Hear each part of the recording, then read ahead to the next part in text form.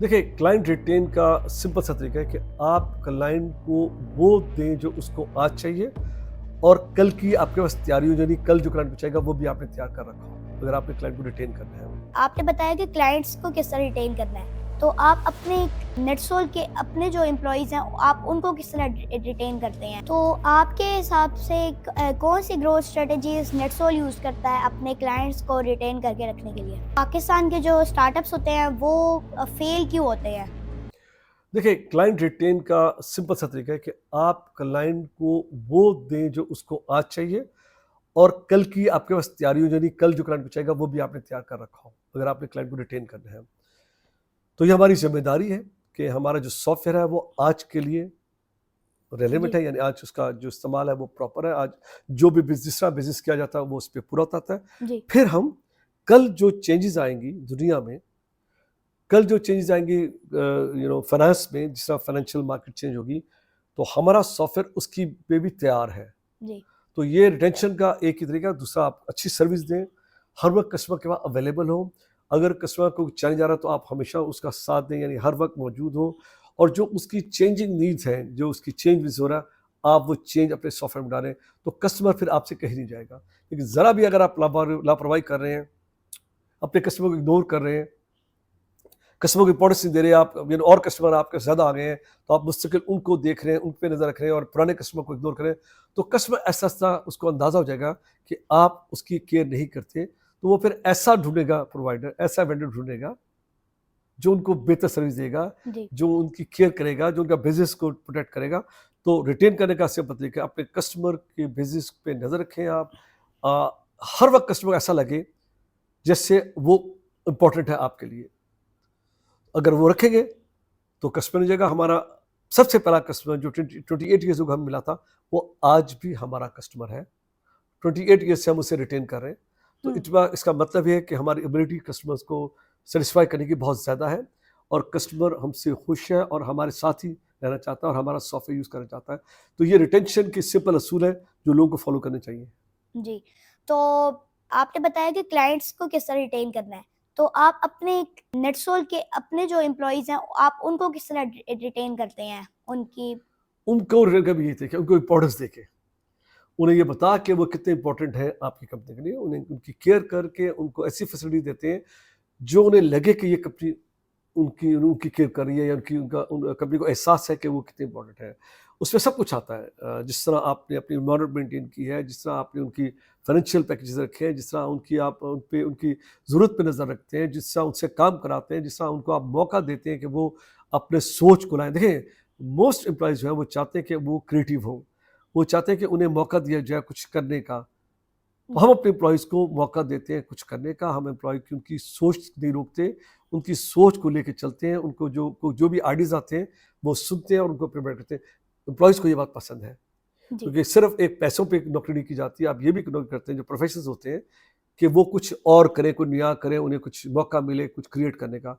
तो नेटसोल ये मौका देता है अपने एम्प्लॉइज़ को कि वो कोई कुछ क्रिएट भी करें, नए डिज़ाइन करें और हम उनकी बात सुनते हैं, हम उनको मौका देते हैं कि वो अपनी सोच हमसे शेयर करें। तो ये बड़ा इम्पोर्टेंट है एम्प्लॉइज़ को रिटेन करने का। उनको तो ये इसमें ऑब्वियसली जैसे मैंने पहले कहा कि आप उन्हें इम्पोर्टेंस देते हैं, उनकी बात सुनते हैं, उनकी बात पे अमल करते हैं और उनको मौका देते हैं कि वो अपनी सोच हमसे शेयर करें। जी। तो एम्प्लॉयी आपके कहीं नहीं जाएँगे, वो आपके साथ रहेंगे। तो आपने ऐसी क्या पॉलिसीज़ इंट्रोड्यूस करवाई हैं, जिससे जो है वो एम्प्लॉयी की पर्सनल और प्रोफ़ेशनल लाइफ़ बैलेंस हो सके?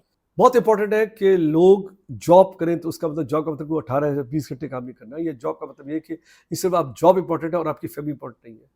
तो ये हमारा कांस्टेंट एक मैसेज भी है और एक कांस्टेंट नज़र भी है हमारे लोगों पे, जब जिस तरह हम काम करते हैं, कि लोग अपने जो एलोकेटेड टाइम है 9 से 6 का, उसी में काम करें और फिर अपने घर जाएँ, अपनी फैमिली को टाइम दें। तो ये वर्क लाइफ बैलेंस बहुत इंपॉर्टेंट है और इस पे सख्ती से अमल किया जाता है। हाँ, जी, टाइम आते हैं जब हमारा कोई क्राइसिस आता है या कस्टमर का कोई काम करे तो हम रातों को भी काम करते हैं। लेकिन ये रूटीन नहीं है, ये नॉर्मल नहीं है, ये सिर्फ़ कभी-कभी जब कोई क्राइसिस है तो काम करें, अदरवाइज़ हम सब अपने घर अपने टाइम पे जाएँ, अपनी फैमिली को टाइम दें, दोस्तों से मिलें, अपनी ज़िंदगी अच्छी गुज़ारें। तो ये एक बेसिक प्रिंसिपल है नेटवर्क का। ये मैसेज है हर वक़्त सबको। जो लीडर्स हैं, जो बॉसेस हैं, जो काम कराते हैं, उनको कहा जाता है बार-बार कि अपने लोगों से एक्स्ट्रा काम खामख़ा ना करें, उन्हें देर तक ना बिठाएं, उनको मेक श्योर करें कि वो अपने घरों को जाएं। तो ये मैसेज बड़ा क्लियर है और ये हमारी रूटीन में जाता है। मैं नज़र रखता हूँ क्योंकि अटेंडेंस रखती है, तो मैं देखता हूँ कि सुबह लोग 9 बजे आए तो घर कितने बजे गए। अगर किसी ग्रुप में लोग बहुत हर रोज़ लेट जा रहे हैं, रात 10 बजे तक बैठे हैं, तो कोई मसला है। तो फिर मैं उसके जो लीडर है उससे पूछता हूँ कि भैया आप क्या कर रहे हैं, इतनी देर क्यों हो रही है आपको, रोज़ 10-11 बज रहे हैं, ये बच्चे घर क्यों नहीं जाते। तो फिर उसको बताना पड़ता है कि जनाब ये थोड़ा सी देर के लिए है, एक मसला आया हुआ है, हम वो सॉल्व करें, उसके बाद हम नॉर्मल हो जाएंगे। तो ये पूरी कोशिश हमारी कि ये बड़ा मैसेज इंपॉर्टेंट है कि जब हम जॉब करते हैं, जॉब का मतलब ये नहीं कि हम अपनी फैमिली लाइफ को ख़त्म कर दें। तो आपके हिसाब से पाकिस्तान के जो स्टार्टअप्स होते हैं वो फेल क्यों होते हैं? और नेटसोल जो है वो 28 ईयर से जो है वो एक मल्टी मिलियन डॉलर कंपनी कैसे बना हुआ है? जो ना स्टार्टअप फेल क्यों होते हैं, तो मैंने इसका एक जवाब दिया था रेहान ने तो कुछ दिन पहले अपने फेसबुक के, कि स्टार्टअप फेल होते हैं उसके पीछे जो लोग होते हैं वो फेल होते हैं। जो लोग स्टार्टअप शुरू करते हैं उसकी वजह ये होती है कि वो जिस आइडिया से आते हैं, एक आइडिया लेके आते हैं कि ये आइडिया एकदम कामयाब हो जाएगा और हम बड़ी जल्दी एक बहुत बड़ी कंपनी बन जाएंगे, वो उस तरह होता नहीं है। और उनके दिमाग में ये होता है कि बस हम शुरू करेंगे और छोटे से पीरियड में हमारा आइडिया बहुत कामयाब हो जाएगा, हमारी कंपनी बहुत बड़ी बन जाएगी। तो जब वो बहुत जल्दी कामयाब नहीं होता तो लोग थक जाते हैं, लोग गिव अप करते हैं। तो फेल स्टार्टअप नहीं होती, फेल वो लोग होते हैं जो स्टार्ट करते हैं लेकिन वो पूरी तरह तैयार नहीं होते उसको टाइम देने के लिए। वो पूरी तरह मेंटली उन पे ये उनका जो अपना यकीन होता है कि बड़ी जल्दी कामयाबी आ जाएगी। तो जब जल्दी कामयाबी नहीं आती तो लोग थक जाते हैं और ऐसा ऐसा वो अपना बंद करके कुछ और शुरू कर देते हैं। तो स्टार्टअप का बहुत बड़ा एक डिमांडिंग वो है कि जब आप कुछ चीज़ स्टार्ट करते हैं तो इसकी जो प्लानिंग है, जो आइडिया लेके आए हैं, आपने उसको कितना टाइम देने को तैयार है। क्या आप 5 से 10 साल तक वेट करने को तैयार हैं? जी। क्योंकि इतना टाइम लगता है किसी कामयाबी में। तो अगर आप नहीं और आप समझ के 1 से 2 साल या 3 साल में बहुत कामयाब हो जाएंगे, बहुत थोड़ी कंपनी हो भी जाती है लेकिन मेजॉरिटी नहीं होती। तो मेजॉरिटी फिर वो ऐसा फेल हो जाती है, वो ऐसा थक हार के घर चले जाते हैं दुकान बंद करके और बहुत नुकसान करते हैं। तो जी। मसला स्टार्टअप्स का नहीं है, मसला वो लोग हैं जो इसके पीछे इसको स्टार्ट करते हैं, जो इसके पीछे आइडिया लेके आते हैं, जो एक प्लान बनाते हैं। वो प्लान फिर उसमें सिर्फ एक अगर वो डाल लें कि हमें इस पर टाइम लग जाएगा तो यकीन करें कि फेलियर्स कम हो जाएंगे और स्टार्टअप ज़्यादा कामयाब होंगे। तो आप आईपीओ कब बने थे नेटसोल? अच्छा, पहले मैं आपके इसी पहले सवाल का दूसरा जवाब कि नेटसोल कैसे बना, तो देख लें नेटसोल को 28 साल हो गए। हम्म। मेरी डॉलर कंपनी हम थोड़े अरसे में नहीं बने, ठीक। तो हमने टाइम दिया कंपनी को बनने में।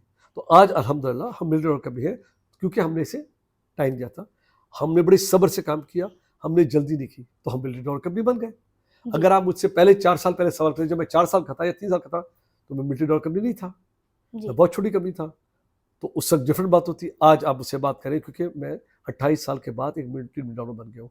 हमने आईपीओ का किया था 1999 में, जब कंपनी अभी 4 साल की थी। हमने अमेरिका में इसको लिस्ट किया था अल्हम्दुलिल्लाह, और माशाल्लाह वो अभी तक हम लिस्टेड है, चल रहा है। जी। तो आपके हिसाब से जो ब्लॉकचेन टेक्नोलॉजी है उसका जो है वो फ्यूचर के अंदर फाइनेंस और जो लीजिंग इंडस्ट्री है उसके अंदर क्या रोल है? देखिए, ब्लॉकचेन का एक्चुअल उसका एक यूजेज है लेकिन वो हर जगह नहीं हो सकता, और हमारी इंडस्ट्री में कुछ एरियाज में उसका है जी। इस्तेमाल।